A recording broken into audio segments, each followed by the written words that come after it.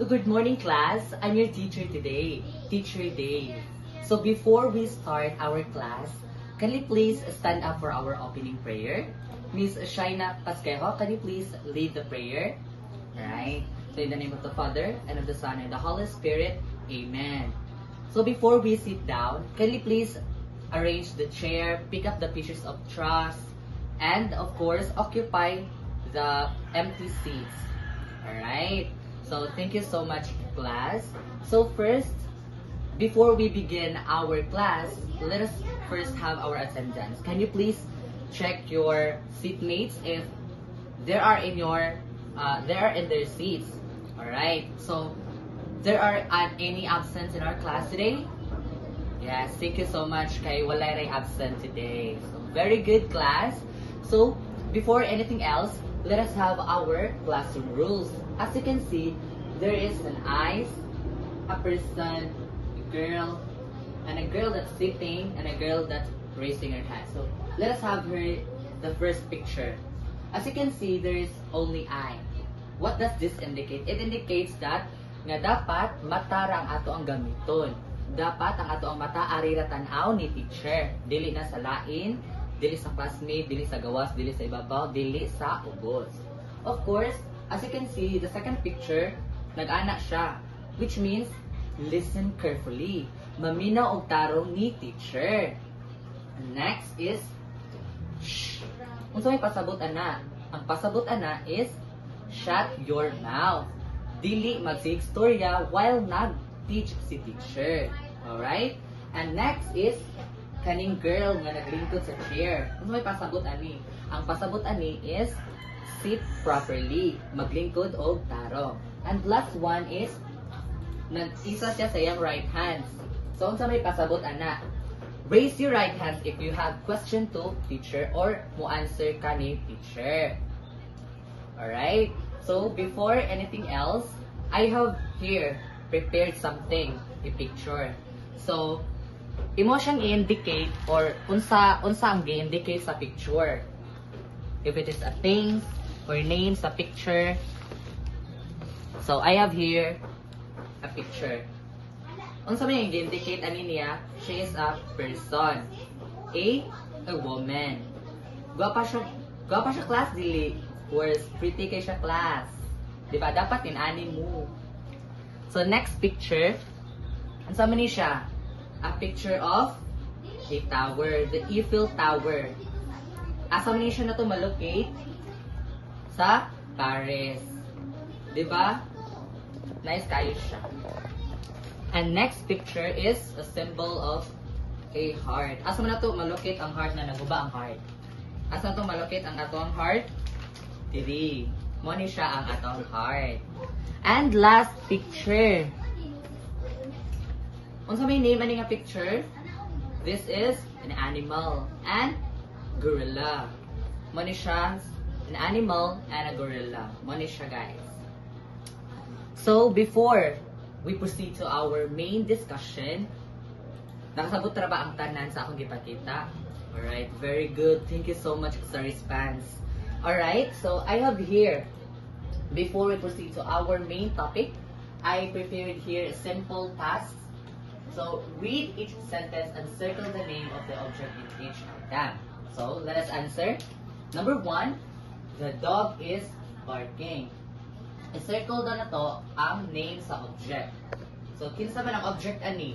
Ang barking or ang dog? Of course, ang dog. So, circle na to siya ang dog.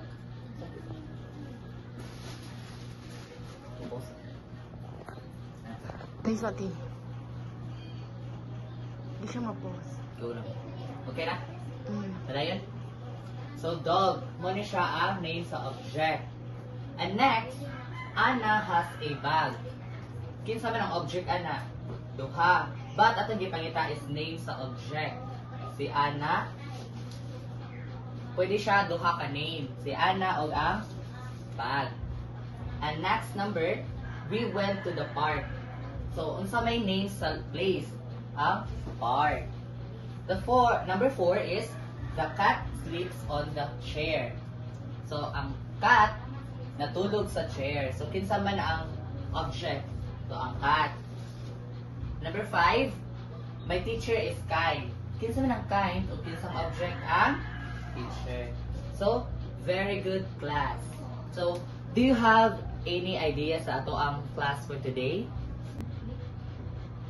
Alright, class, kinsa may ganahan og mystery o kamutanan. So, di ba, nindot man na unsa na ang mystery. Mystery is mo na siya ang wala na to nahibawaan ng mga things na sulod sa usa ka bag or box. So, kinsa may ganahan diri og mystery bag. So, kamutanan. So, karon nag-prepare ko og mystery bags which is na ay mga object diri sa sulod. And ako ani siyang i-guess, tagaan ta mo og clue para maka-answer mo. Alright? Ready na ba mo, class? Very good. So, let's start. So, this object is something that it cut out a paper. Very good, Miss Vanessa. It's scissor.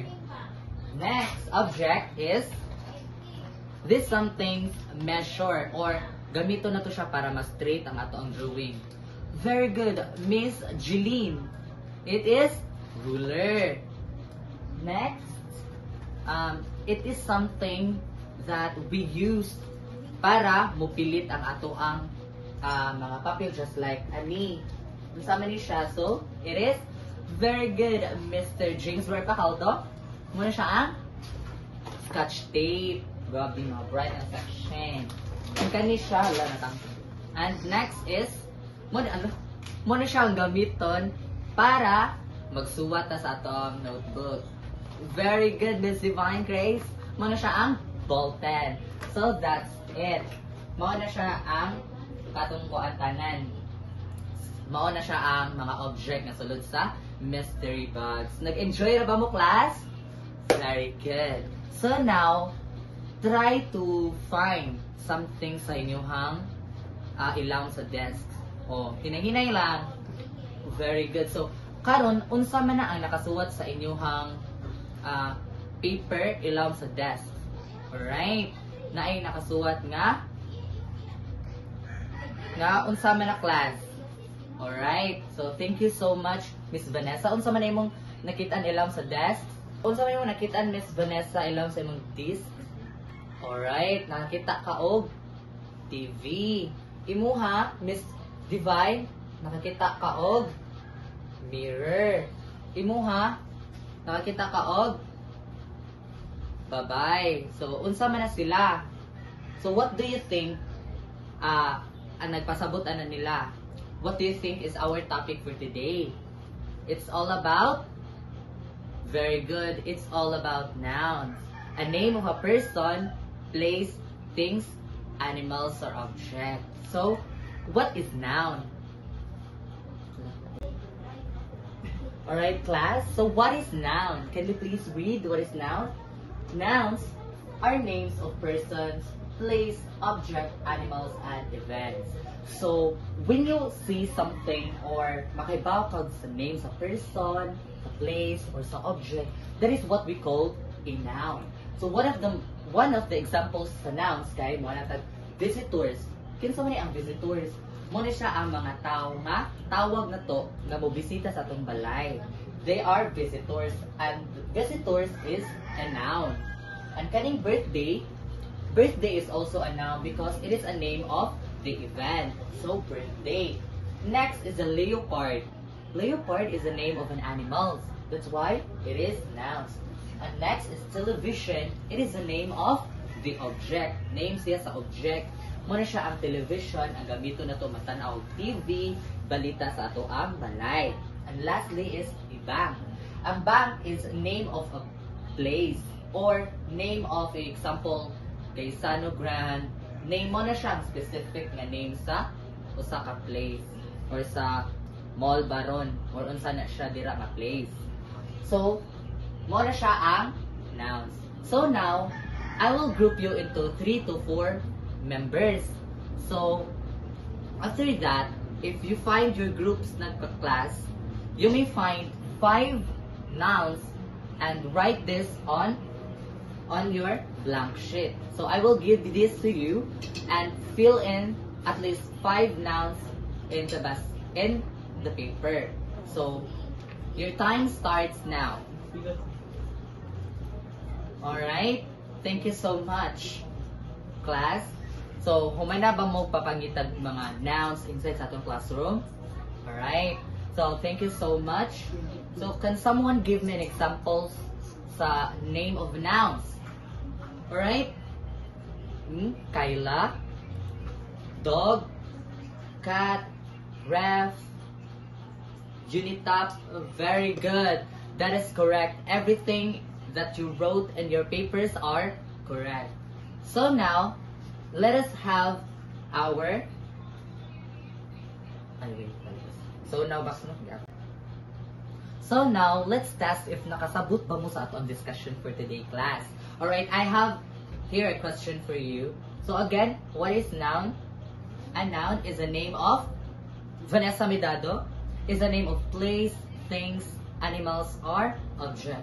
And can someone please give me examples kung sa mga ang nouns, or what are examples of nouns?